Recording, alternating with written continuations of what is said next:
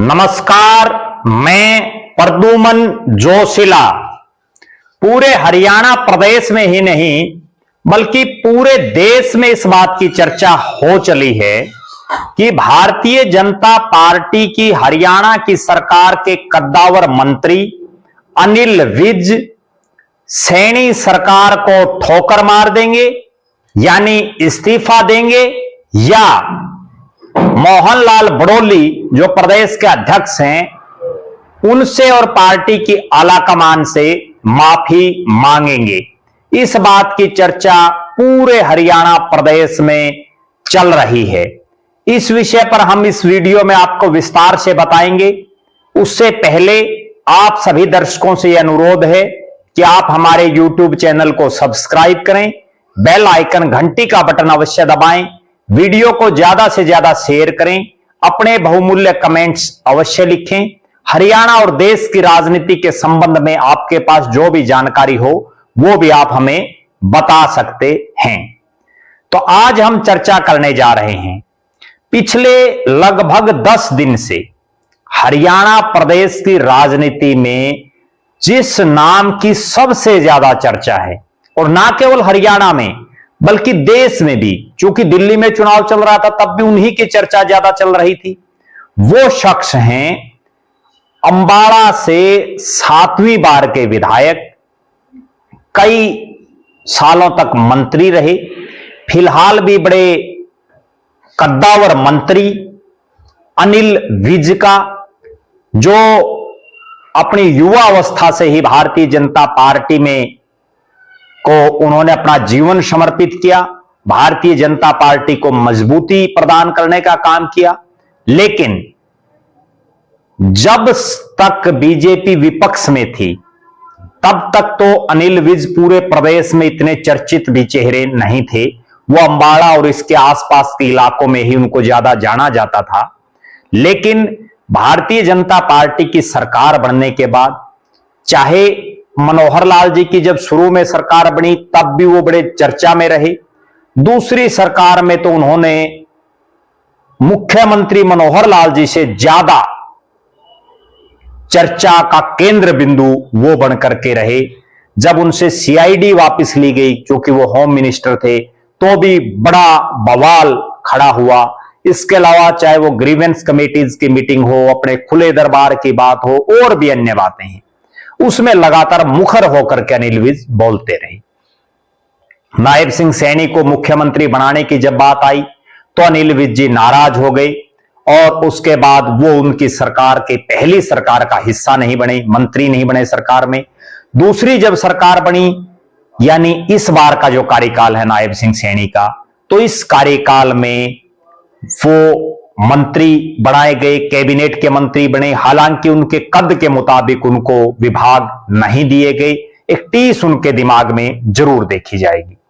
इसी बीच हरियाणा में एक और मामला होता है, और वो मामला होता है भारतीय जनता पार्टी के प्रदेश के अध्यक्ष और मनोहर लाल खट्टर और नायब सैनी के बड़े खासम खास पंडित मोहनलाल बड़ोली जी के ऊपर कुछ एक आरोप लगता है, बड़ा गंभीर आरोप, और जिसके बाद जिस बात की मांग विपक्ष के नेताओं को उठानी चाहिए, वो विपक्ष वालों का काम भारतीय जनता पार्टी की सरकार के मंत्री अनिल विज ने किया। और उन्होंने 2-3 मौकों पर बार बार बड़ोली साहब से इस्तीफे की मांग की। उन्होंने यहां तक भी कहा कि भारतीय जनता पार्टी के सबसे वरिष्ठ नेताओं में जिनका नाम है लाल कृष्ण आडवाणी जी, उनका एक डायरी में केवल नाम आया था, उसके बावजूद उन्होंने इस्तीफा दिया। तो मोहनलाल बड़ोली जी के ऊपर तो इतने गंभीर आरोप लगाए गए हैं, जब तक जांच नहीं होती तब तक उनको इस्तीफा दे देना चाहिए। उन्होंने यहां तक भी कहा कि उनके ऊपर जिस तरह के आरोप लगे हैं उससे वो महिलाओं की मीटिंग कैसे ले सकते हैं। अनिल विज जी यही नहीं रुके, उन्होंने प्रदेश की जो सरकार के मुखिया हैं नायब सिंह सैनी, उन पर भी बड़े आरोप लगाए। उन्होंने ये कहा कि मुख्यमंत्री जी उड़न खटोले से नीचे नहीं उतर रहे, जिसकी वजह से उनको हरियाणा के जनमानस की जो जन समस्याएं हैं उनका पता ही नहीं चल पाता। इन दोनों बातों जब ये बातें चल रही थी तो उसी दौरान दिल्ली का चुनाव चल रहा था। इसी दौरान एक ऐसा वाकया हुआ जिसमें मोहनलाल बड़ौली, जिन पर बड़े गंभीर आरोप लगाए गए थे, उस मामले में एकदम से जो है अलग ही कोण उस मामले का आया और जिसके बाद वो सारा जो मामला था वो उलट गया एक तरह से। बड़ौली साहब को भी सांस में सांस आया और दिल्ली में सरकार बनने के बाद, दिल्ली में भारतीय जनता पार्टी को बहुमत मिलने के बाद नायब सिंह सैनी के भी नंबर चूंकि वहां फुल बटा फुल बने, उन्होंने भी बड़ी मेहनत की। मनोहर लाल जी के भी पार्टी आलाकमान में फुल बटा फुल नंबर बने और यहां मोहनलाल बड़ौली जी की सांस में सांस आ गई। उनके ऊपर जो आरोप लगे उनसे जो है उनका एक तरह से हम ये कह सकते हैं कि उनको कहीं ना कहीं जो बड़े विकट हालात में वो फंसे हुए नजर आ रहे थे उससे निकलने में उनको जो है वो कामयाब एक तरह से हुए।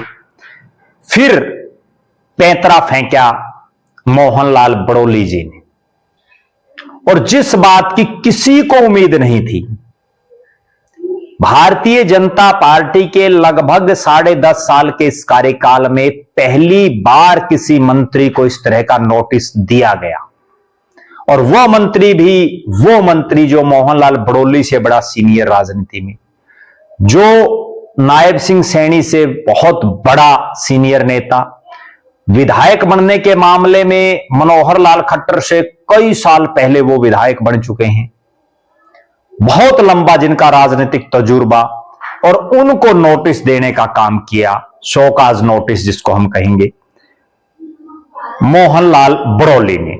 यहां मेरा ऐसा मानना है कि अकेले बड़ौली साहब की भी इतनी हिम्मत नहीं है कि वो सरकार के इतने कद्दावर मंत्री को, इतने सीनियर नेता को बिना किसी अन्य नेताओं की जानकारी के या बिना किसी अन्य नेताओं की सह के उनको नोटिस दे दें, क्योंकि मोहनलाल बड़ौली तो इतने सीनियर नेताओं में भी नहीं है। ठीक, आज प्रदेश अध्यक्ष हैं, लेकिन अनिल विज के मुकाबले बहुत जूनियर नेता हैं।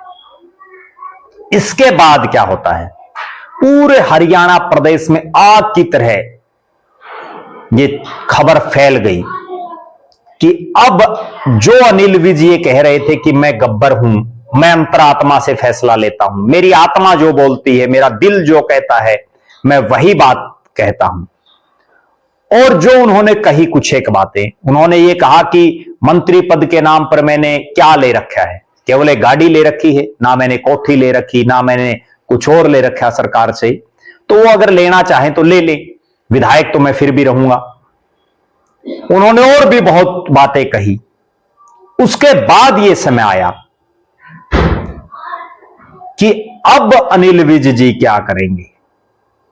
बहुत जगह यह चर्चा आई कि अब ऊंट आया पहाड़ के नीचे, बहुत जगह यह भी चर्चा आई कि अब गब्बर का इलाज किया जाएगा। जो अनिल विज लोगों को, अधिकारियों को, आम जनता को भी ये कहते हैं कि मैं अनिल विज हूं, अनिल विज का नाम सुना है, तो अब पता चलेगा कि वास्तव में अनिल विज क्या है, अनिल विज की हैसियत क्या है। क्या अनिल विज केवल ऊपरी फूंफा करते हैं और अंदर से कुछ नहीं है? इन सारे सवालों का जवाब मिलेगा। जो ही कान बताओ नोटिस जारी हुआ, पूरे प्रदेश में चर्चा चली। अनिल विज जी चूंकि बाहर थे, जैसे ही वो हरियाणा में आए तो उन्होंने कहा कि मैं नोटिस का जवाब दूंगा।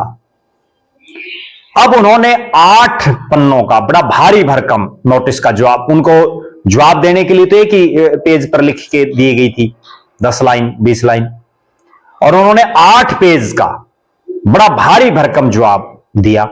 और यह भी कहा कि अगर कुछ और पूछना है तो वो भी पूछ सकते हैं, मैं उसका भी जवाब दे दूंगा। मैं बड़े ठंडे दिमाग से, जो ठंडे पानी से नहा करके, रोटी खा करके मैंने ये जवाब लिखा है।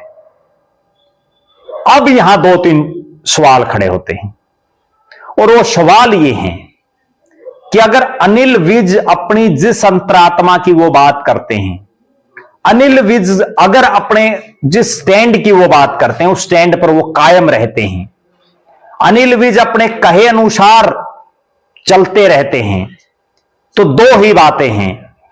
या तो उनको सैनी की सरकार को ठोकर मार के इस्तीफा दे देना चाहिए, क्योंकि बड़े बुजुर्ग भी कहते आए हैं जिस घर में सम्मान नहीं हो उस घर में नहीं जाना चाहिए।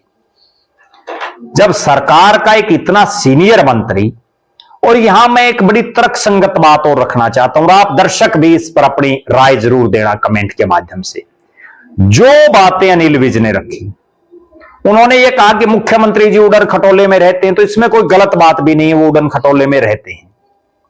मुख्यमंत्री जी लोगों की समस्याएं सुनने के लिए पब्लिक के बीच में नहीं जा रहे, ये भी सही बात है, नहीं जा रहे, तो इसमें गलत क्या है। और अगर प्रदेश की सरकार का एक मंत्री अपने सीएम को क्या कोई सलाह भी नहीं दे सकता? क्या वर्तमान में जो भारतीय जनता पार्टी है वो इस तरह की तानाशाही प्रवृत्ति की हो गई है?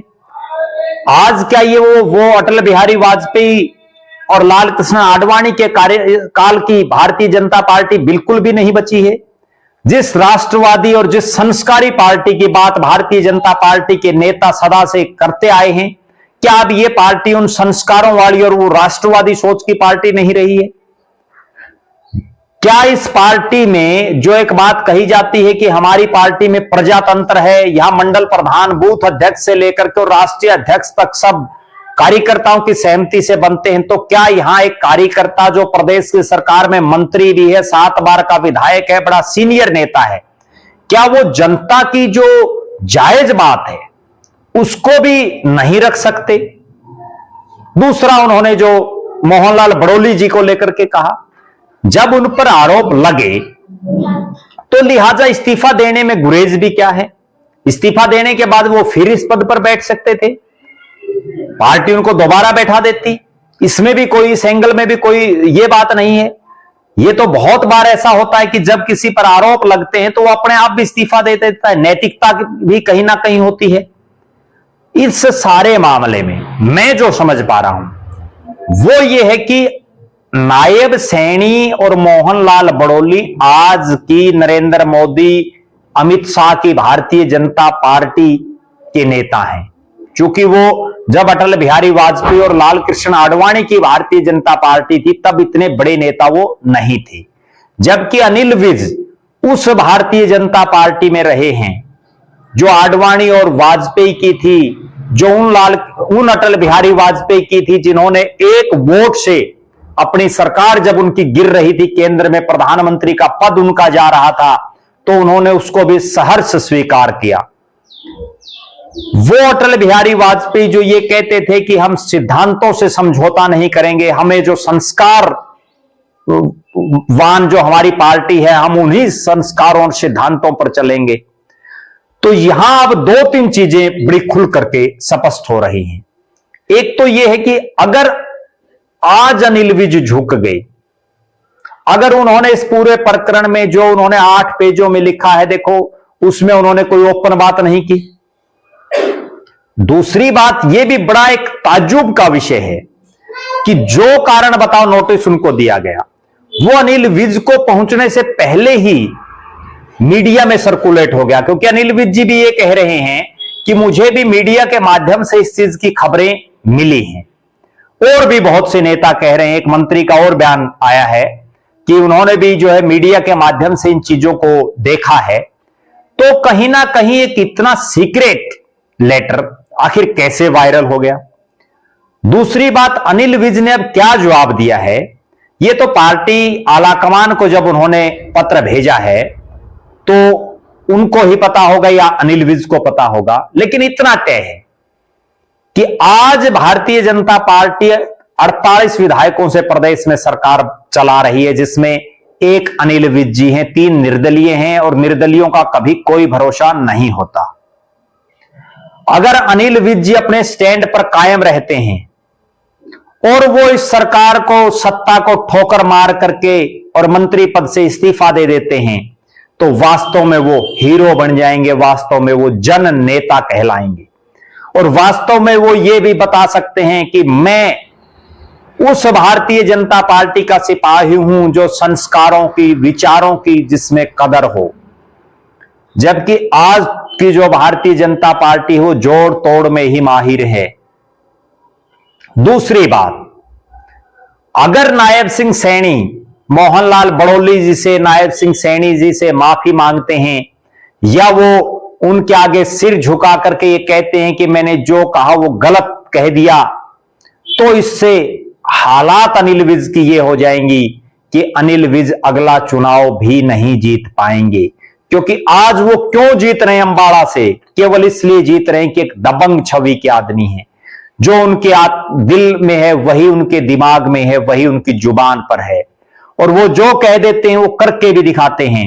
तो उनको ये करना चाहिए। एक बीच का रास्ता भी इसमें हो सकता है जो पार्टी का शीर्ष नेतृत्व तो अपना सकता है, और वो रास्ता ये है कि ना अनिल विज को टोका जाए, ना मोहनलाल बड़ौली और नायब सिंह सैनी को, जो जैसे काम कर रहे हैं वैसे करते रहें, यानी अनिल विज का मंत्री पद ना लिया जाए। यह एक चीज और भी हो सकती है, अगर नायब सिंह सैनी भी थोड़ी दिलेरी दिखाएं, जिस तरह से मोहनलाल बड़ौली ने शोकाज नोटिस उनको जारी किया, उसी तरह से, क्योंकि बड़ौली साहब तो उनको मंत्री पद से हटा नहीं सकते, हाँ वो पार्टी से निकाल सकते हैं। दूसरी बात, नायब सिंह सैनी उनको अपनी सरकार से ही निकाल दें, उनका इस्तीफा ले लें, या मंत्रिमंडल का विस्तार करने के बहाने से उनकी छुट्टी कर दी जाए। कई संभावनाएं हैं। बहरहाल सबसे बड़ी बात यह है कि आखिर एक मंत्री जिसने आवाज उठाई, जिसने एक ऐसा मुद्दा उठाया जो उठाया जाना चाहिए था, और जो मुद्दा विपक्ष के द्वारा उठाया जाना चाहिए था, वो मोदी की हरियाणा में जो सरकार है, बीजेपी की हरियाणा में जो सरकार है, उसके मंत्री अनिल विज ने उठाया, और उसका खामियाजा अब अनिल विज को भुगतना पड़ेगा, या वो हीरो बनेंगे, इस बात पर आने वाले 2-4 दिन में अंदाजा लग जाएगा। क्योंकि दिल्ली में मुख्यमंत्री का पहले फैसला होगा, उसके बाद अनिल विज के इस पूरे मामले में क्या करना चाहिए वो होगा। आपकी इस पर क्या राय है? आप भी अपनी राय अवश्य लिखें कि अनिल विज को झुकना चाहिए या अनिल विज को सत्ता को छोड़ देना चाहिए, मंत्री पद छोड़ करके लोगों के बीच में आ जाना चाहिए। ये वही दौर आ गया एक बार फिर से, जब लोग ये कहते थे कि जिस मंत्री की मुख्यमंत्री सुनता ही ना हो तो फिर ऐसा मंत्री बने रहने का फायदा ही क्या है। जिस मंत्री की उसकी पार्टी का प्रदेश का अध्यक्ष ही ना सुनता हो तो फिर उस पार्टी में बने रहने का क्या औचित्य है। हम इन तमाम राजनीतिक गतिविधियों से आपको रूबरू करवाते रहेंगे। आप लगातार हमारे साथ बने रहें। हमारे फेसबुक पेज को लाइक और फॉलो करें, यूट्यूब पर चैनल को सब्सक्राइब करें, बेल आइकन घंटी का बटन अवश्य दबाएं, वीडियो को ज्यादा से ज्यादा शेयर करें, अपने बहुमूल्य कमेंट्स अवश्य लिखें। बहुत बहुत धन्यवाद। आपका अपना प्रद्युमन जोशीला।